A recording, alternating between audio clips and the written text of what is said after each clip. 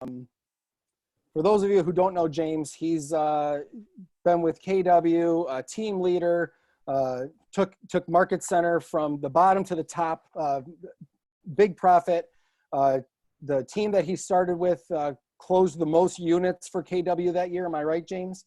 2006, we were the #1 agent in the company. Yeah, so he's got a wealth of knowledge, and he started the Shift Pivot Facebook group, which if you're not a part of yet, I don't know why, because we've been posting it out there quite a bit for you guys. So definitely get involved with that. Live calls at 8 a.m. and 12 p.m. Great value. So James, I think, I'll let you kind of take it from here. And I just figured we'd kind of have an open discussion about things, and then let the agents chime in with their questions as they have them, if that's good with you. Yeah, that's what we should do. Absolutely. Instead of me just doing a monologue, we should chat. And thank you for the opportunity to be on. I'm happy to do it with you. And just, you know what, we got to help our people move forward. That's the bottom line right now, and work together to do that. So where do you think is the best place for us to start? Well, there's on page 24. So I've been kind of just reviewing the Shift book a little bit. On page 24 is Shift, and we've been having discussions within our Market Center about, with everything that's happened, where do you start? Like where do you even go to get started with this new market? And I was talking with some of the other agents, and we said, it's mindset, I think, more than anything. Even in a regular market, it's mindset. And on page 24 of Shift, it says in here, which kind of caught me, you must keep both eyes on your target and not the ever-moving market. Can you go into a little more depth on that? Well, your goals don't really have to change. So the path changes, right? It's no different than you're driving down the road, and all of a sudden Waze tells you to get off at this exit. And Waze is telling you to get off at this exit and go a different way because there's an accident down the road, and the interstate's blocked. And that's what this is here. So we have a roadblock, and we have to decide, are we going to sit and wait in traffic, or are we going to work around it? And while we work around it and drive around it, it might take us longer to get there, except we get there. So, and I just made all that up, by the way. I think that's actually pretty good. So I might use that tomorrow on the call, because I'm pretty proud of that. And so, yeah, you have to decide if you're going to wait it out or if you're going to go forward. Now, if you're going to wait it out, then you need to have infinite supply of money, because this is going to be a longer deal than I think you probably thought. I think a lot of people are coming around to this now, that this is going to be a longer deal, and that's been maybe a mindset shift in the last week or two. So yeah, you got to be prepared that this is good. We're in for a tough road. There isn't any question about it. It's going to be a tough deal. It's going to take a while, and you can still win. You can still come out ahead. You can still have an amazing year as long as you keep your eye on that. Because Gary says, let's focus on what we can control versus what we can't. And you cannot control when your governor says you can go out and do stuff again. You can't control when they find a virus and that it's completely safe to go out and about again. I mean, you don't have any control over that. What do you have control over? Well, you have control over how many people you call. You have control over what you say. You have control over how you spend your time. You have control over what you choose to have in your environment around you, what you choose to watch, what you choose to listen to. And so let's control that. So let's talk about that a little bit, because that's something we've also been talking about is, the activities don't necessarily change. And Matt Marsupian, who's on here now, him and I were talking earlier this week or last week, and we're saying, the buyer's consultation, a listing consultation, all these things can still happen despite of being on a lockdown. And we're in Michigan, James, where we are not considered essential, and we're at a shelter-in-place order. So I think, the shivit. Everyone's calling it that. It's pivot. So funny. You better be careful, though. You got to be real careful. Right. You got to be real careful, right? The shift then becomes, how do we do these things from home? And I think, going back to the Shift book, in one of the sections, he talks about, finding motivated people. So when we're just going to that, what advice are you giving your clients and the agents you're working with on finding motivated people, and how do you navigate this when it's such a touchy environment outside of real estate? Okay, so here's the thing. And first of all, I know you're probably frustrated with, I imagine there's some people who are frustrated with your state and the decisions they're making. And the thing that I keep saying is, if you feel like it's an overreaction or it's aggressive, then it's probably the right thing right now. And that's just the mindset I've chosen to adopt. So it's frustrating. I hear you. And the thing that I think we got to remember is there's still business out there. I mean, I know you're logging in to the MLS every day, and the number isn't zero, even though the state says you're not essential, right? Right. Right. So Steve's nodding his head. You log in, there's still listings going in, there's still pendings happening, and there's still closings going on. So I think we've got to kind of just shift the system and look at it differently. So here's what I would do. Number one, we're not going to make sales calls right now, and I think you guys know this. We're going to make care calls, and those care calls are going to follow the 3 C's. And by the way, this is mandatory. Like, you have to call people right now. You have to. You cannot sit and wait it out. You have to call. So you call, and I've got some passionate things about what I believe that should look like. I believe it's 40 people a day you need to talk to, 40 a day you got to talk to. And 20 of those people are going to be phone conversations, and 20 of those people are going to be, Facebook Messenger, text, Snapgram, whatever. Okay. Now, the script, it's not really a script. It's thank you for getting that. It's a conversation, and the conversation is one of care, compassion, and common sense. Those are the 3 C's: care, compassion, and common sense. So the care and compassion is calling in and checking on people to see how they're doing. If you think about, we are 97% of American school children are out of their school building. They're in a homeschool situation. 22 million Americans as of today have filed unemployment claims. 34% of American workers are telecommuting, which the government believes is the maximum number of jobs that can telecommute. So anyone who can work from home is working from home. So that tells you, well, then the other 66% or whatever it is, these are people who are working and they are risking their lives to work. Like, this is the world we're in right now. And so I think what we have to do is call people and check on them. We're in a once in a multi-generation event. So you call every single phone number you have and you ask them how they're doing, how their family's doing, what's going on. What can I do for you? How are you doing? How's your family? What can I do for you? And then the 4th question you have to ask them about is, so what's going on with your job?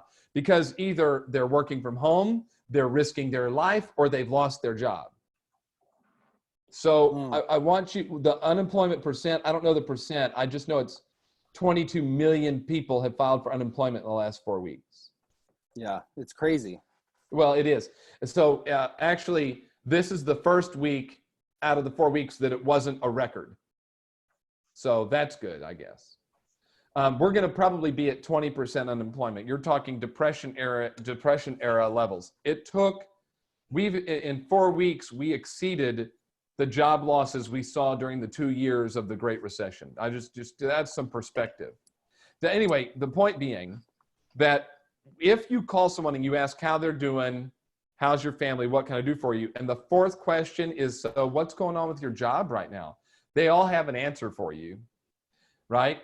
And then here's what happens. Yep. When you ask them about their job, what would they probably do for you? Probably ask about your job, our jobs. You got it. And so that's where common sense comes in. If they ask about your job, now you get to talk real estate. If they don't ask about your job, then it's just a care call. You don't bring up real estate. You just, well, I wanted to check on you. I'm glad to hear you're doing well. And you hang up and move on. And otherwise, they'll probably bring it up. And here's what you say. You go, you know what? Believe it or not, we're still working. Now, we're not doing most of the stuff, right? We're not showing houses. We're not doing open houses because the state says we can't, except we're still helping people right now. And then I would go in and give them the data for the last week or 24 hours or whatever makes sense from your MLS. I'd just pull the data and say, here, in fact, in the last week, here's what we've done. Here's in our market area, there have been this many listings and this many pendings and this many closings. And then the third thing you do is then you ask for the referral, and you can do it directly or indirectly. It doesn't matter. So you could say, You know, so if you come across anybody that needs to do anything, we're still here. We can help them. Or who do you know? It doesn't matter. And that's the call you make or the text you send to 40 people every day. And when you do that, I think here's what happens. This is my aha today in talking with somebody. And I think we said this on the call this morning. I don't know if anyone was on the call this morning. I've only done like 30 of them, so I forget what I say on each day. I'm sure. The thing I think happens is when you don't call, the message you send is that you don't care about them except the money they could give you. So my question would be, and I'm going to look at my screen so I can see you, and is how many of you, your phone is ringing off the hook, like you can barely keep up with all the business people that you work with checking in on you to see how you're doing? How many of you have that happening? Exactly. Now, let me ask you a question. How many of you owe anybody or organization any money for anything? Whether it's a mortgage, a credit card, a car, how many of you have any 1 penny or more of any kind of debt, whether we consider it good debt or bad debt? How many of you have any debt besides me? Yeah, because I don't own my house free and clear, right? So, okay, if you don't pay them, will they call you? Yeah. Yes, they will. So what do they care about? Our money. Right. They don't care about relationship. So when you don't call, what do you show? By the way, this would include, for example, I'm not exaggerating. Like, think of the places that you go in that you do business where you like know the people who work there locally. Not even someone you owe money to, just a business you frequent a lot and you choose to give your money to them. How many of them are checking up on you? Is your landscape person calling and asking how you're doing?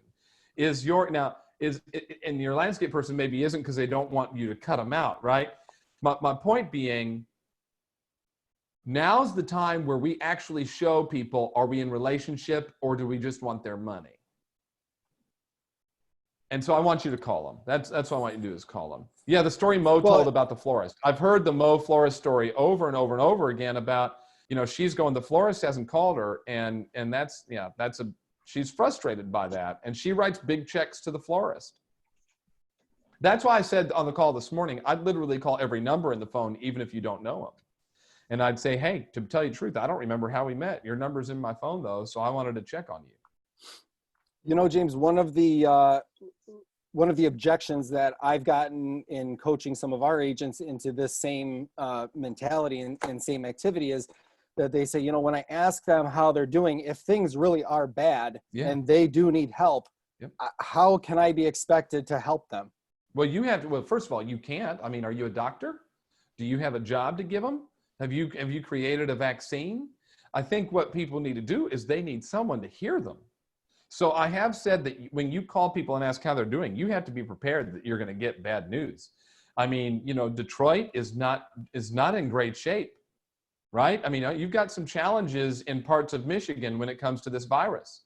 And so you're going to have to be prepared that someone's going to tell you something bad.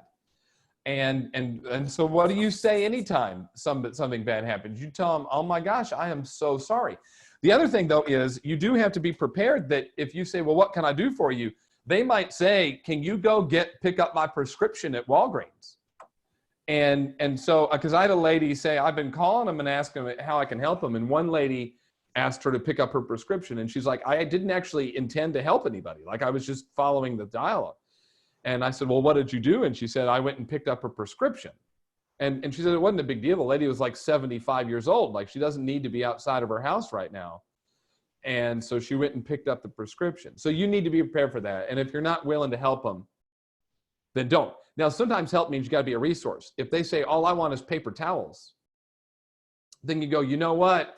I was at Publix, or not Publix, whatever your grocery store is. I was at Kroger, 2 days ago, and they did have some there. Or, hey, did you think about maybe going to Office Depot? Because a lot of people don't think about going to Office Depot to get those kind of supplies, and they have them there. So you just need to be a resource, that's all. So here's the thing. If you aren't making the call out of fear, then please turn in your license to the state and go find another job. And congratulations, there's 22 million other people who are going to look for one too. I mean, this is the time where you got to roll up the sleeves and do what's uncomfortable, because we're in survival mode right now. That might have been too harsh. I'm sorry. I just, you're like my 12th team meeting, so I had to give it to you straight. No, Plus, Michigan can handle that. I was gonna say we're tough here. These people can handle it. They're good with it. That's no problem. Jessica, are you raising your hand because you want to say something? Oh, you're doing something with your pen. I thought we're not in a classroom. It's virtual. By the way, I have to tell you, the best cheeseburger on earth exists in Michigan. Where at? It's at Redemax in New Buffalo, Michigan. So if you haven't ever been to New Buffalo, Michigan, has anybody on this phone ever been to New Buffalo, Michigan? It's like the last town before you get to Indiana. If you follow the lake down, it's like the last town before you get to Indiana. So south of St. Joe and Benton Harbor. And they have, at Redemax, the best cheeseburger ever made. All right. Well, I'm going to make a note of that because I'm a cheeseburger guy. Well, they're probably not open. You maybe can get it on DoorDash. It'll only take 5 hours to get to your house. I was going to say, maybe once this is all said and done, I'll head that way. Okay, I see a hand up. Well, just talk. You don't have to raise your hand. Go ahead. Hi, James. I want to thank you for doing this. I have been watching you on Facebook, and I just hadn't memorized your name. And so when we were told that you were coming, I was like, who's that? And then I looked you up, and I was like, oh, I've been watching him for days. So maybe you should have a banner behind you. Yeah, well, you know what? It's funny. My wife says the same thing. Who are you again? So what I was noticing on Facebook is that you run a lot through your personal page. Do you run a lot through your business page? I didn't even find a business page. I don't have a business page. I don't sell houses. I think you people are nuts. So I don't sell houses. This is a hard job. I haven't sold houses in a long time. So my life exists on my personal page. I'm a pretty transparent person. So I just run it through that. Now my business page, I do have a podcast that I do for dads that you're welcome to check out. It's called Positively Dad. So you're welcome to check that out if you want. I mean, here's the thing. I want, you got to just talk to your people.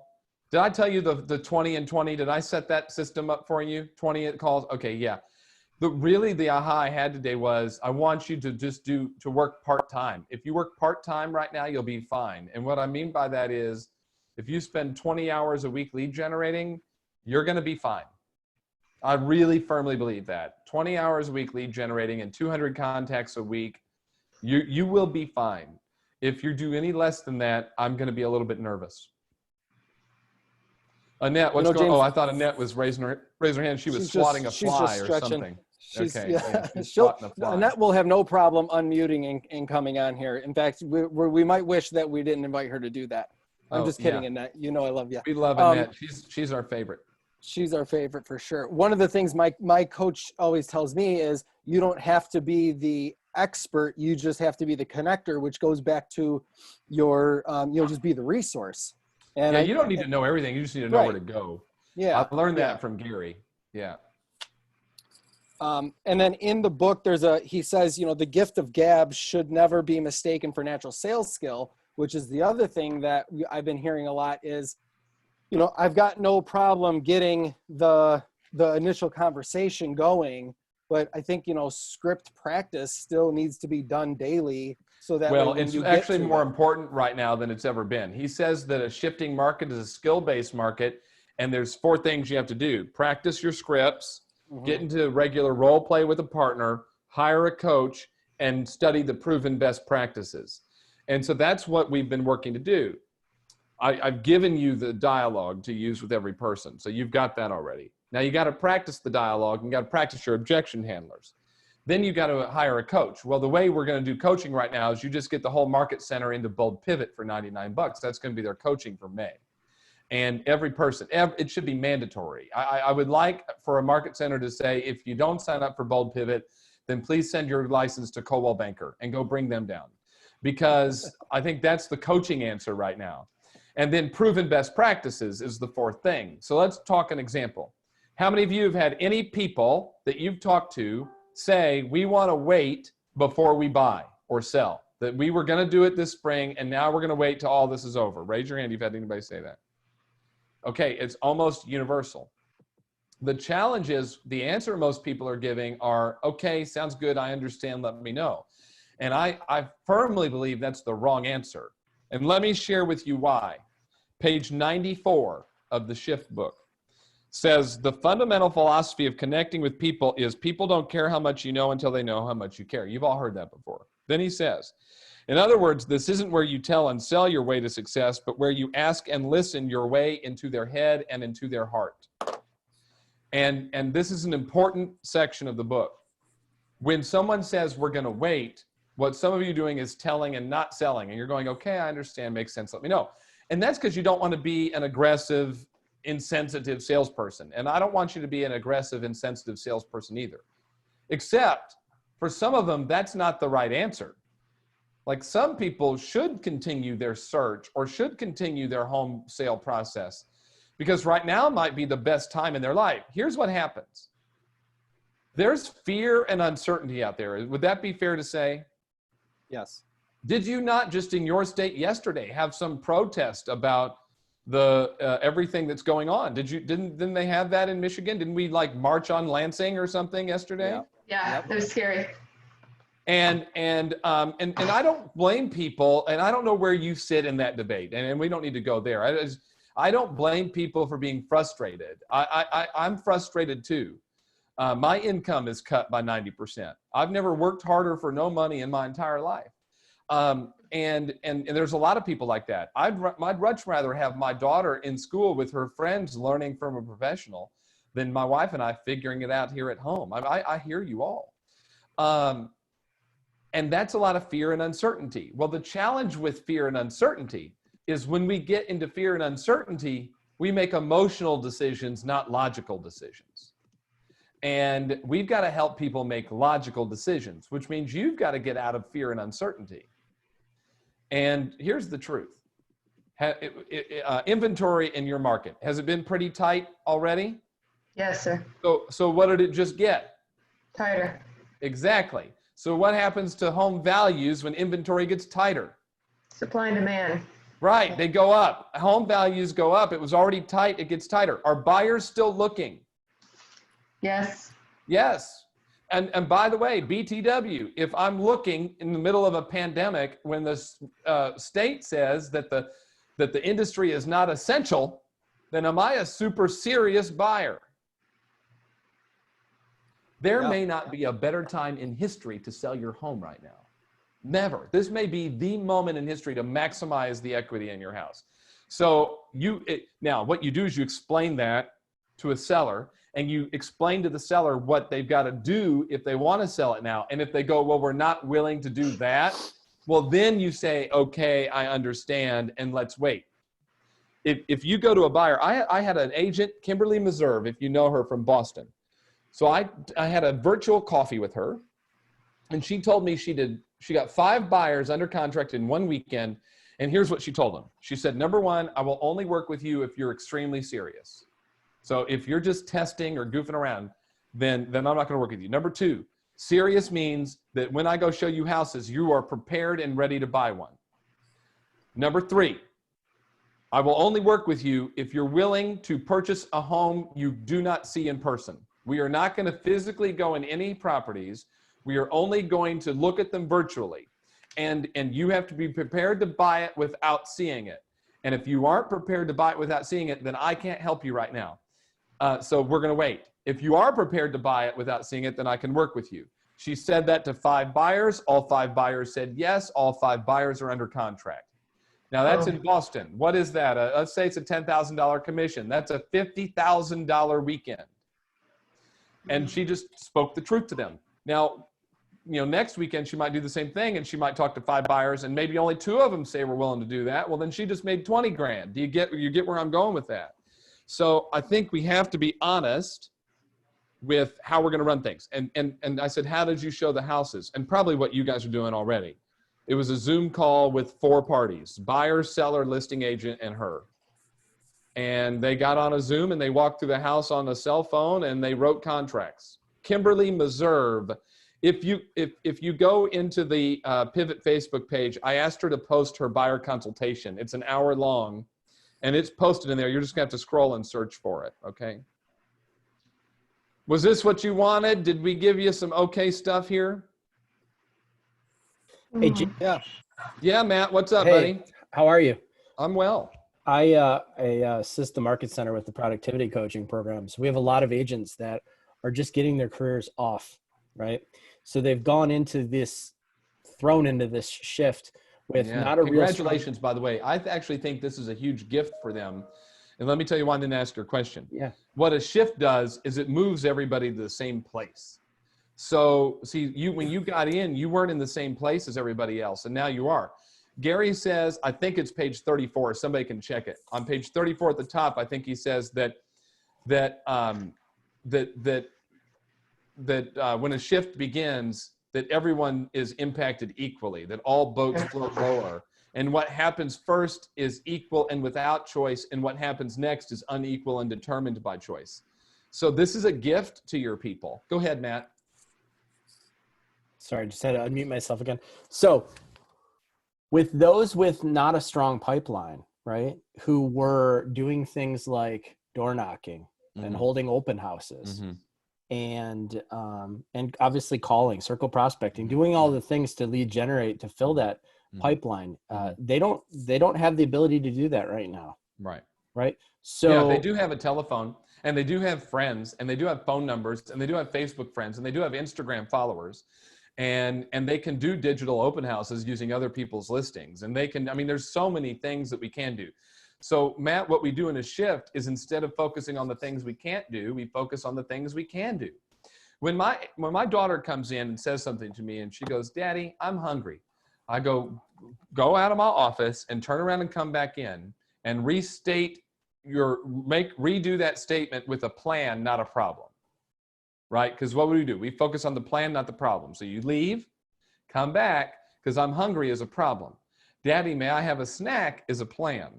And so what we're going to do is we're going to rephrase all the stuff. We're not coming with problems. We're not coming with things we can't do. We're coming with plans and things we can do. And so I don't care if you've been in the business 1 second or if you've been in the business since Michigan was invented. You have people you can talk to, and you haven't talked to all of them. You haven't talked to all of them. And then if you want, when you enroll, anybody on this thing already enrolled in Bold Pivot? Is anybody already enrolled? Raise your hand. So thank you, Annette. Annette, what you're going to do is we've already posted on the Bold Pivot Facebook page a list of 200 possible people that you could call that you forgot about. It's already there. Like, we've started the program. We've already posted what to say. We've already told you how to do a digital client event. So Kate and Heidi and Alex and Daniel and all the other names I see, Lisa and Jessica and everybody else, Steve, then go pay your $99 and get in the program now so that we can be focused on solutions, not problems, Matt. I'm sorry, I get a little wound up sometimes, so I hope you'll forgive me. No, we need that. Hey, I'm going to put my Instagram in here so we can connect, because I'm out of room for Facebook friends. I'm sold out. So if you want to connect with me, that's the spot. And I'm happy to chat one-on-one with anybody if you've got a question. I'm not an expert. You know, like you said, we got to be a resource, and that's my job. Somebody's like, James, you're the shift master. I'm like, no, I just read pages from the book. I know how to read. That's all I do, is I've learned how to read. Thank you to Indiana Public Schools and Ball State University for helping me do that. And so I just get on the video. Here's what you do. All you need to be an expert right now. You only need 2 things to be an expert right now. You need a web camera, okay, and a virtual background. And if you have a web camera and a virtual background, well, then you are an expert right now. I'm going to answer this one question, and then we can probably wrap up. And that is, Tracy, can you tell us how Digital Bold will be run? So it's 2 days a week. Starts May 5th. It's 2 days a week, Tuesdays and Thursdays, and all of Keller Williams. And when I say all of Keller Williams, I mean the entire world. This Digital Bold Pivot, we've got people signed up from South Africa, France, all over the world. So the whole planet will log on from 2 p.m. to 4 p.m. Eastern time on Tuesdays and Thursdays. And it will be recorded so that if you've got, childcare or something you're doing at that time and you miss it, you can watch the recording. And it'll be led by a rotating group of coaches. And I think I'm doing, I don't know if I'm doing one session or half of a session or two sessions. I don't know. I think I'm going to be involved in coaching it. And so that'll be Tuesdays and Thursdays for 2 hours. And what we've done is taken bold and shift and various other things, put it together. Then on Wednesdays and Fridays, during the same time window, that same time block, 2 to 4, we're doing the Bold Coaches Corner, which is where you can go in and basically talk to a coach, one of our Bold coaches, about anything you want. Objections that you're getting, systems that you need help with, a deep dive on content, whatever that is. And it starts May 5th. It runs 4 straight weeks. Now, once you sign up, though, you go in the Facebook group where we're already doing stuff. So somebody did the math and they say you're paying something like $3.12 an hour for coaching. Normally you pay $7.99 to be in Bold. Now you're going to pay $99. So that's how it works. Does that answer your question, Annette? Maybe. I don't know. Hey, anything else you want to chat about before I got to kick it? No, I think we're good, James. Thank you so much for taking some time with us today. Hey, it's my pleasure. Now, you guys are just outside of Detroit. Is that right? Yeah. Mhm, Yep. About correct. 45 minutes. That's what I thought. Well, you know, I'm sorry that you're not going to be able to watch the Tigers lose 100 games. And I'm sorry that you might not see the Lions. You know, here's the thing about the Lions. They always say this is going to be the year the Lions are going to win the division. And then the Lions never win the division. And I just don't understand that. And then I have one more thought.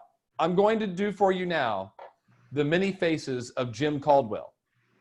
Now, I know he's not there anymore, so I'm going to give you the many faces. Here's Jim Caldwell thinking. Okay, here's Jim Caldwell angry.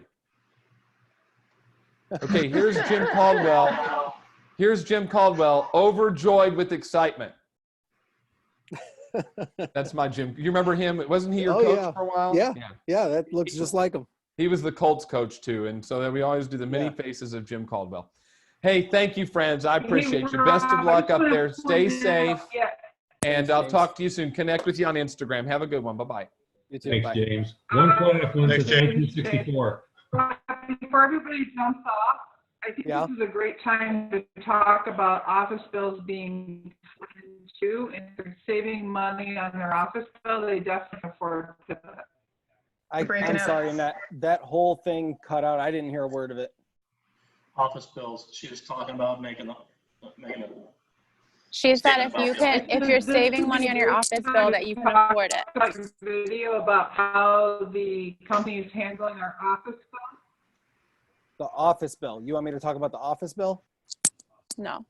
She's saying that if you you can pay for Bold with it. Oh, sorry. Sorry. I'm like, what? Your office bill's cut in half. You might be able to afford Bold. Yeah, right. Okay. I got you. So the office bills, so your office bill has been cut in half. So instead of the traditional 60 is down to 30. And what Annette is suggesting is taking that savings and using it towards your Bold payment. Correct, Annette? Okay, cool. All right, we got it. Teamwork. That's what it's all about, right? I think it's a great idea. And I think, you know, here's the other thing, guys. For $99, yeah, you can't go wrong. I mean, coaching on Tuesdays and Thursdays and on Wednesdays and Fridays. And if you can't make it, it's recorded so you can go back to it. I mean, I know many of you are anti-Bold, and people who will watch this later are anti-Bold, but you know, I don't know how much better value you can get right now. I'm signed up for it. Kate doesn't know it yet, but she's taking it too. Yep, you are. And I know Annette was signed up, so I think it'd be a great investment for $100 in your business right now to jump on board with that. So yeah, absolutely do it. Hey Rob, how do we do that? If you go to Annette, can you post it's in mapscoaching.com. It literally is at the top, mapscoaching.com, pivot, Bold Pivot. Bold Pivot is what it's called. You just find quick up, you put in, type in your name. Yeah. And it'll just continue to autofill for you. You put your credit card in, and then you'll get an email confirming it. I also posted it on top of our Facebook page too, and I can pin it towards the top as well, and it has the link to the maps coaching Wow. too. What is going on? Internet services need to be upgraded. Here's the website here, mapscoaching.com. And then here's bold right here. Where? You guys see my screen? Yeah. So $99. And Tracy made a good point. It's not likely. I mean, I don't want to say this and create a, mass hysteria here, but it's not likely we are going to be full-time in the field in May. I personally think we'll probably have a little less restrictions, but what a better time to dive in. And, I think it was Matt and I talking yesterday about, what were we talking about yesterday, Matt? He's not here anymore. Lost my train of thought now. I was looking for Matt. Doesn't matter. We're ramping up in the springtime, and normally this would be the time where we're really going strong, and we can't, right?